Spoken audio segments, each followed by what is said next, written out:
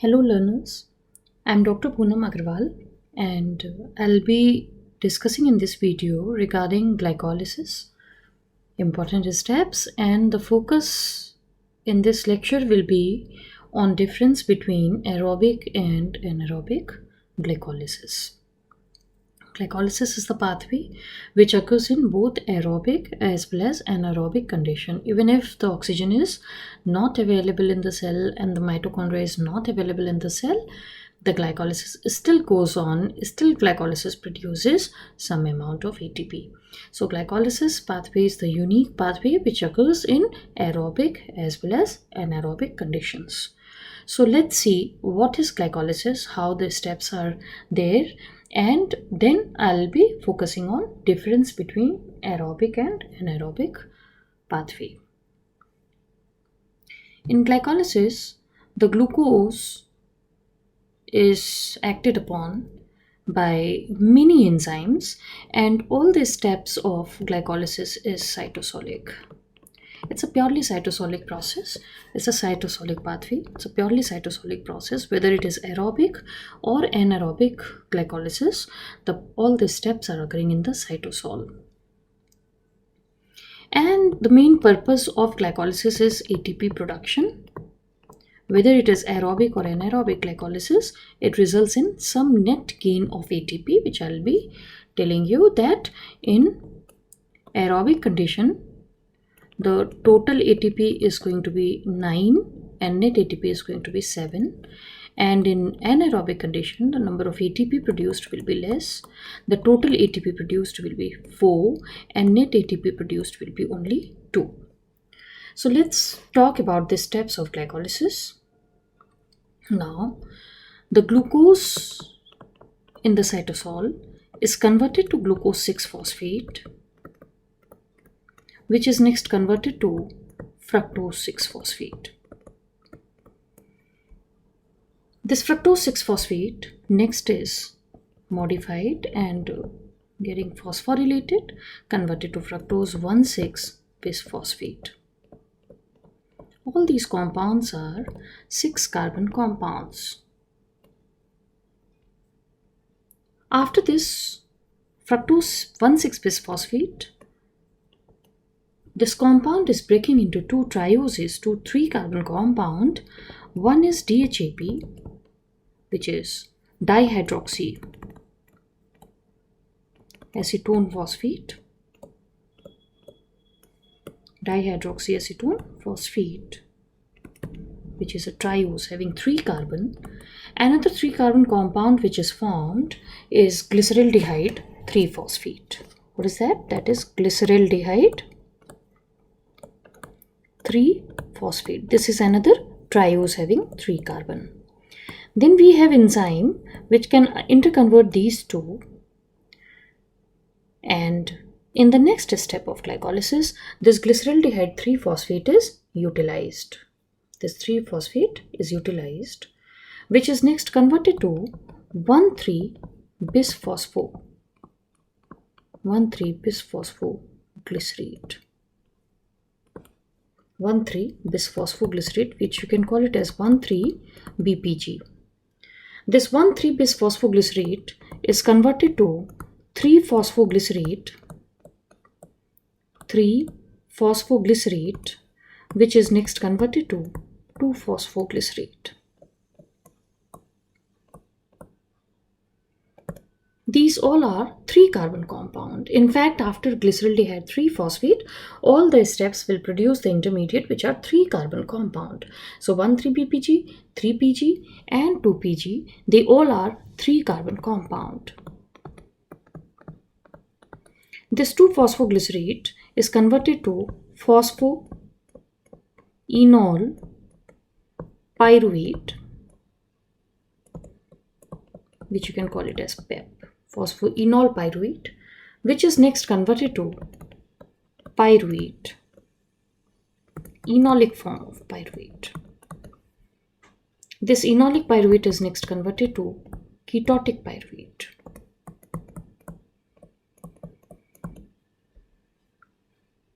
This is how the glycolysis occurs. We have two forms of pyruvate. One is enolic, another is ketotic. enolic form of pyruvate is produced first, and then that is automatically converted to ketotic form. As you see, there are many reactions which are converting glucose to pyruvate. When one glucose is oxidized, we tend to get 2-pyruvate. Why 2-pyruvate? Because the utilization of glyceraldehyde 3-phosphate results in 1-pyruvate formation, and this dihydroxyacetone phosphate, which you can see here, this also is converted to glyceraldehyde 3-phosphate by a particular enzyme which I'll be talking to you shortly. And once this DHAP is converted to glyceraldehyde 3-phosphate, that also is utilized in similar manner and forms your pyruvate. So these reactions which you can see beyond this glyceraldehyde 3-phosphate step occurs actually twice in glycolysis. For one glucose, these steps are occurring 2 times. Twice they are occurring. They are occurring twice. They are occurring twice. So we tend to get 2-pyruvate from one glucose. I hope it is clear by now that how the glucose is converted into various intermediate and 2-pyruvate is formed. Now let's talk about various enzymes which are required at these steps. This step, the first step, catalyzed by glucokinase, which is converting glucose to glucose 6-phosphate. You can write hexokinase here or glucokinase here, because hexokinase and glucokinase, they are not different enzyme. Glucokinase is isoenzyme of hexokinase. This I'll be dealing in separate video, the difference between glucokinase and hexokinase. So as of now, you just remember that we have this kinase enzyme which uses ATP and converts glucose to glucose 6-phosphate, and this ATP donates its terminal phosphate which is added at 6th position in the glucose to convert it to glucose 6-phosphate. The next enzyme is phosphohexose isomerase. Phosphohexose isomerase, which in a reversible fashion converts glucose 6-phosphate to fructose 6-phosphate. The enzyme glucokinase catalyzes irreversible reaction. Similarly, the third reaction is also irreversible, which is catalyzed by PFK1 enzyme, phosphofructokinase 1 enzyme. Then after this, when the breakdown of fructose 1,6-bisphosphate takes place, we have enzyme called aldolase, and there are 3 isoforms of aldolase A, B, C. Any of the aldolase, either A or B or C, is able to break this fructose 1,6-bisphosphate into 2 trioses, DHAP and glyceraldehyde 3-phosphate. This is also occurring in reversible fashion. In fact, all the reactions of glycolysis are reversible except 3 reactions which are irreversible, and these 3 irreversible reactions are glucokinase or hexokinase, and second one is the PFK1, and the third one is pyruvate kinase. Pyruvate kinase, which I'll be coming to towards end. So these are irreversible reactions. So you understand aldolase is a reversible. Now I talked about enzyme which converts the DHAP to glyceraldehyde 3-phosphate, and this enzyme is phosphotriose isomerase.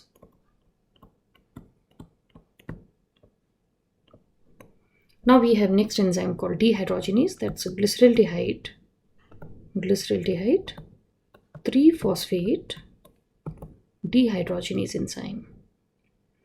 This enzyme converts glyceraldehyde 3-phosphate to 1,3-bisphosphoglycerate, and at this point one inorganic phosphate is incorporated, which is occupying the first position of the product. You see the substrate was having the phosphate at 3rd position, and now the product is having phosphate at 2 position, that is 1st and 3rd position. So this first phosphate is actually the phosphate which is incorporated at this step, and this phosphate is not coming from any ATP, rather it's a free phosphate which is incorporated at this step. Now we have next enzyme called PG kinase, phosphoglycerate kinase enzyme, which converts 1,3-BPG to 3-PG. And at this step, ATP is needed to accept the first phosphate.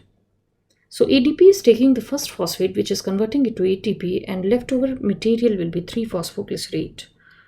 This mutase enzyme converts 3-phosphoglycerate to 2-phosphoglycerate, and then we have enolase enzyme, which removes water from this 2-phosphoglycerate to convert it to phosphoenol pyruvate.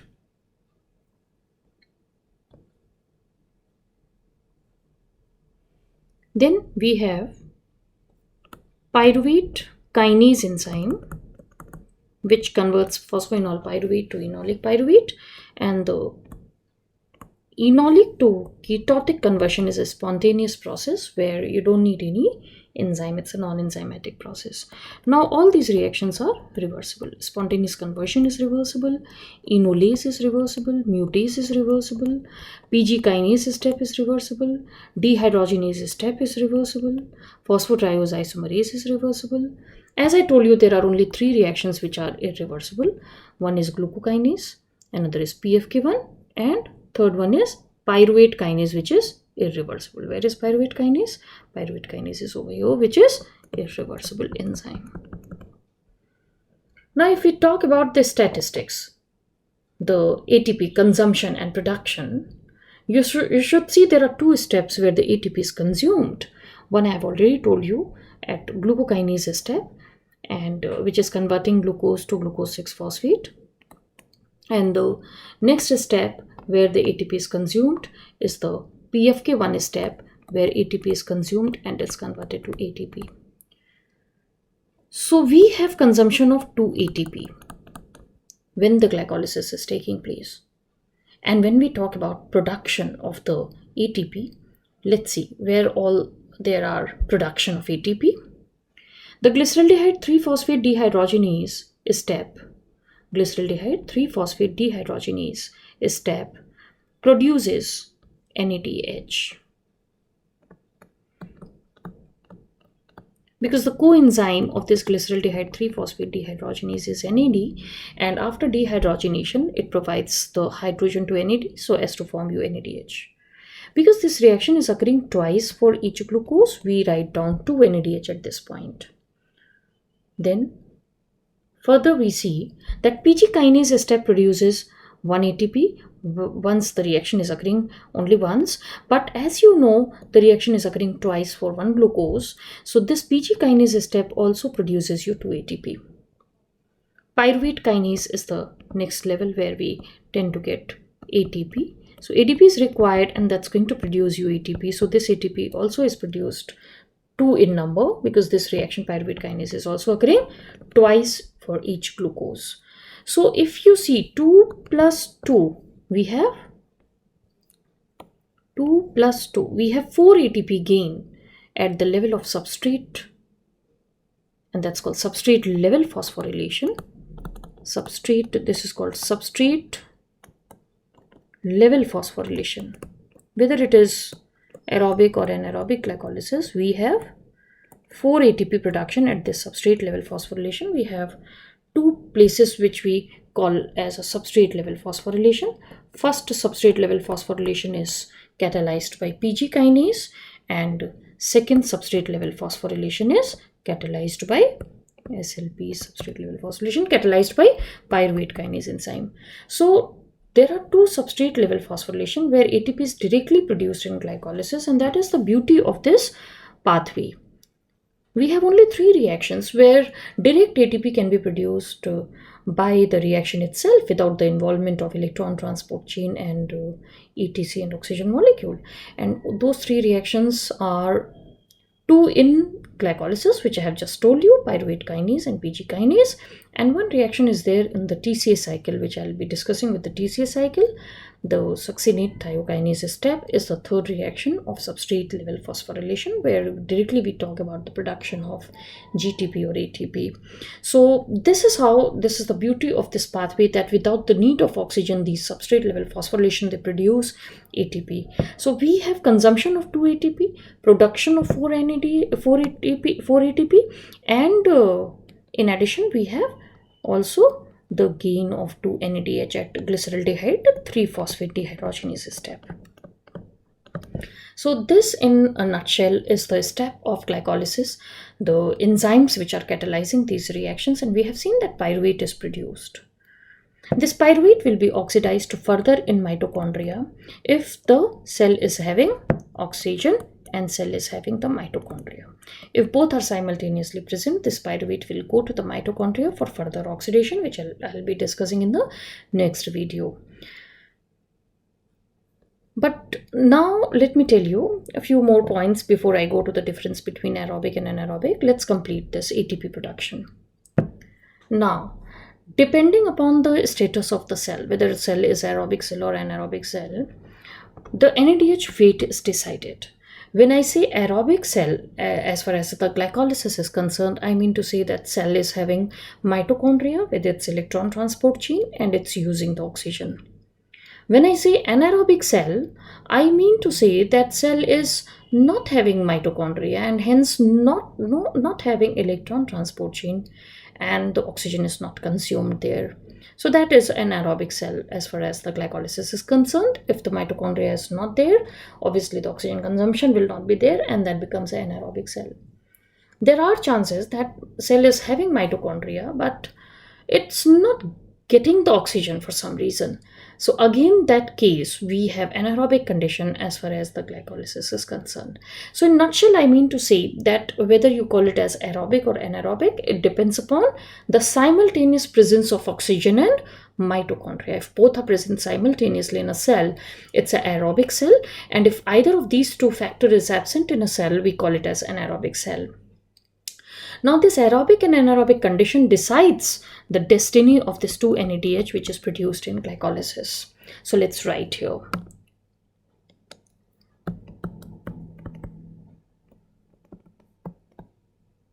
What happens to this NADH in aerobic condition? Aerobic condition means when the cell is having oxygen as well as the mitochondria.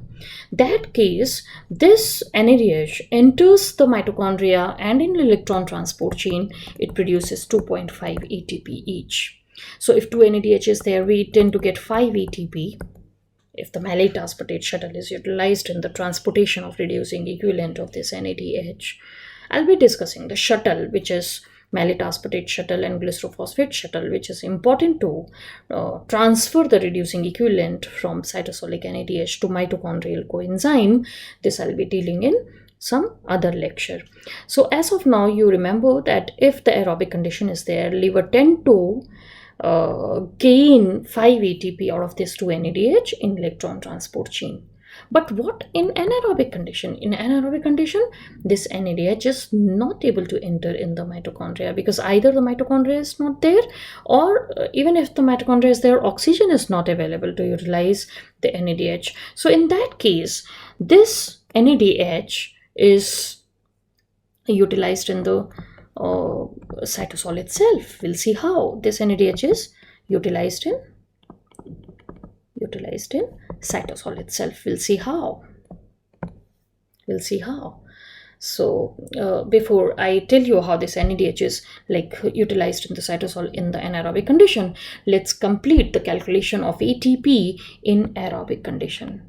So if we talk about aerobic condition, you understand that total ATP produced is 4 plus 5. 4 plus 5. 4 is substrate level phosphorylation, and this 5 ATP from 2 NADH by oxidative phosphorylation. So we tend to get 9 ATP in aerobic condition total from glycolysis, and net production is only going to be 7 because 2 is utilized at one at GK step, another at PFK1 step. So in aerobic condition, the calculation of ATP goes like this, that we have total 9 ATP and net production is only 7 ATP. This number is much reduced in anaerobic condition. when we say that we gain total 4 and net only 2. How 4? 4 ATP, which is produced in anaerobic condition, anaerobic is this case, right? So anaerobic condition, we have the support of only the substrate level phosphorylation, which is producing 4 ATP, because this NADH is not producing any ATP in anaerobic condition, 0 ATP. The value of this NADH is 0 ATP. So we have total 4 ATP which is produced, and because 2 is utilized, we have net gain of 2 ATP in anaerobic condition. RBC is not having mitochondria, so always the glycolysis which is taking place in the RBC is anaerobic glycolysis, and we gain only 2 ATP, net 2 ATP from 1 glucose. Right. Now coming to next aspect of it, and I said that in anaerobic condition, when this NADH is not able to transfer its reducing equivalent in the mitochondria because of either lack of mitochondria or because of lack of oxygen, which prevents this process of utilization of NADH in the electron transport chain, that condition, this NADH is utilized in the cytosol itself, where it is converting pyruvate to lactate. NADH is donating its hydrogen to pyruvate and itself is converted to NAD. So it reduces the pyruvate to produce your lactate, and the enzyme which is required in this condition is LDH enzyme, lactate dehydrogenase enzyme, which is catalyzing reversible step. So this step is seen only in anaerobic condition. So end product of anaerobic glycolysis is not the pyruvate, rather it is lactate. So RBC, where always lifelong it is having anaerobic glycolysis, it will have lactate production. And exercising muscle which is exercising, and because of that there is relatively oxygen deficiency, that time there is lactate production. So why there is lactate production? Why pyruvate is converted to lactate in anaerobic condition? This is to recycle the NAD. Remember this word. Recycling of NAD is very important. In aerobic condition, the recycling of NAD is possible when the NADH is transferring its reducing equivalent via malate, aspartate or glycerophosphate shuttle to the mitochondria. So their recycling is not difficult. Via shuttle system, NADH is converted to NAD. But what in anaerobic condition when we do not have shuttle? That time the NADH is having only one way to go, and that is the conversion of pyruvate to lactate, and by this conversion NAD is reclaimed or recycled. This recycling of NAD is very important to continue the glycolysis, because we have limited stock of NAD and we continuously need to have NAD to run the glycolysis.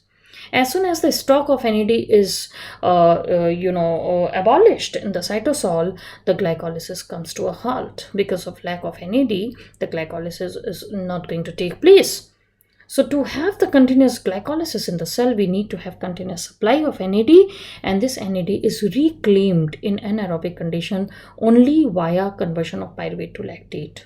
So that is the difference in aerobic and anaerobic condition. In nutshell, in aerobic conditions we have more number of ATP. In anaerobic condition we have less number of ATP, and the reason for less number of ATP is that this NADH, which is produced at dehydrogenase step, is not able to produce your ATP under oxidative phosphorylation at ETC in anaerobic condition, and rather that NADH is utilized to convert the pyruvate to lactate. So this in nutshell is the glycolysis, its steps, and its aerobic and anaerobic condition, what actual difference is there. For further detail on this topic, you can always refer my book, Concept in Biochemistry with Clinical Approach for Undergrads Medical Student, first edition, where at page number 71, I have given you the description of the whole glycolysis. And for more such videos, you can subscribe my channel, Dr. Poonam Agrawal. Thank you very much. I'll be discussing further details in other videos.